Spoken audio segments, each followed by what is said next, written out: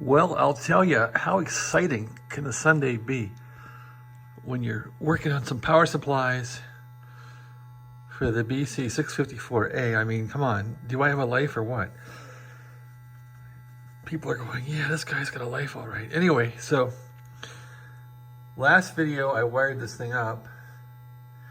I pretty much am breadboarding a power supply. So this little monster here, the pe-103a, no, I'm sorry, it's a 104a, pe-104a vibrator power supply.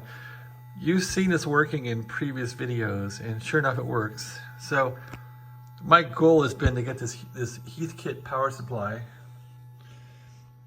which is some generic one I bought on eBay. It puts out about 600 volts and 300 volts. So I've rectified the 12 volt lines. There's a 12 volt filament transformer in here. Rectified those. I have two yellow wires coming out of this plug. So I made this connector plug last night.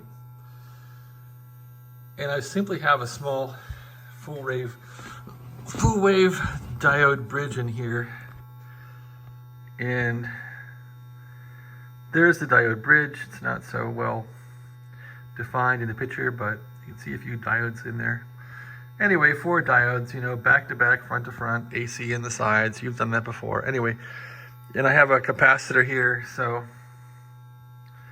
it's a nice big one. So what I did was I just ran it, and I'm getting about 19 volts out of this thing unloaded. And I thought, oh my God. So anyway, there's nothing solid state in this thing to blow up. So I connect this thing up to the supply, and sure enough, it came down to about 13.8 volts under load.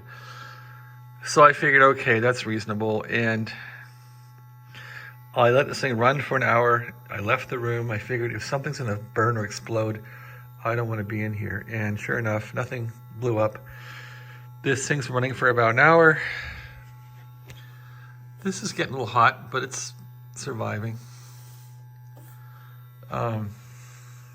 So I think I'll run it like this. I think that part of the filament transformer is going to run this pe-104a on 12 volts. So I have it in a 12 volt wire here, the minus 12 volts right there.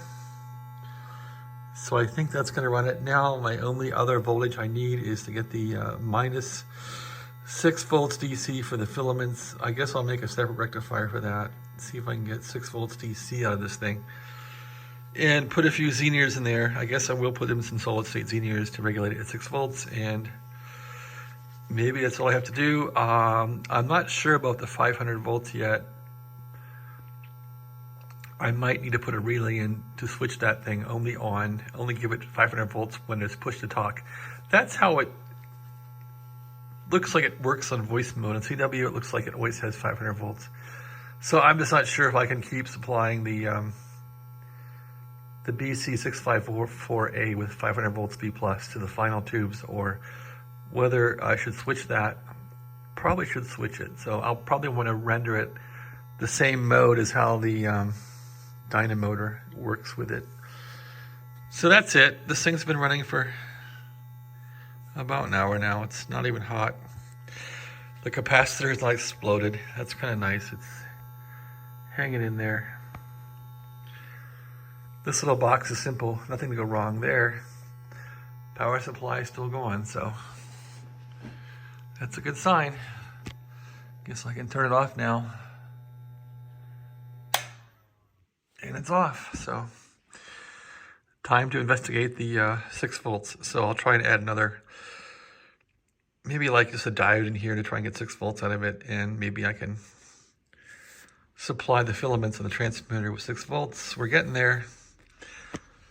I can't say that I like doing metalwork.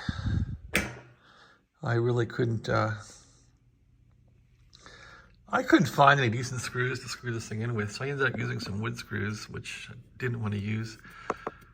You can see a little mistake there where that screw broke off and I had to drill another hole. So that's kind of a real hack, isn't it? So anyway, it doesn't look so bad from that angle, but I can't say that I'm much of a machinist. And of course, there's a big gap here because the hole saw was too big. But hey, it's a prototype. It's going to be the final, I guess, too. I'm not going to redo this. I guess I'll mount that capacitor in there now. So my theory has been just to have a bunch of wires coming out and have them all coated on a piece of paper, which I do, and then just simply breadboard it, test it. If it works, then make that part of the circuit and kind of build it that way. This is kind of like build as you go. So it's been interesting, sort of. I don't like building power supplies. Okay, well, thanks for watching. That's about as far as I've gotten. Try and get 6 volts, minus 6 volts running now, and then the 500 volts, then I guess we'll test it. And then I got to recap the transmitter with about 10 caps. All right, thanks for watching. Have a great day.